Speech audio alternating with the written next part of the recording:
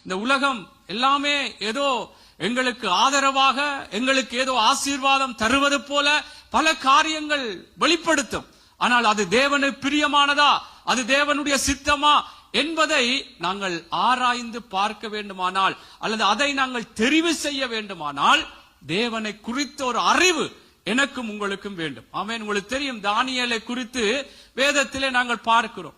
அவன் எப்படியாக பாபிலோனிலே எப்படி அங்கே சிறைப்பிடித்து கொண்டு வரப்பட்ட பொழுது எப்படி அவனுடைய காரியம் அவனுக்கு நல்ல ஒரு உயர்வான நிலை கொடுக்கப்படத்தக்கதாக அவனுடைய ஆசீர்வாதமான ஒரு காரியம் வந்தது. ராஜாவின் போஜனம், அங்கே குடிப்பதற்கான திராட்சரசம் ஏதோ ஆசீர்வாதம் போலதான் இருந்தது.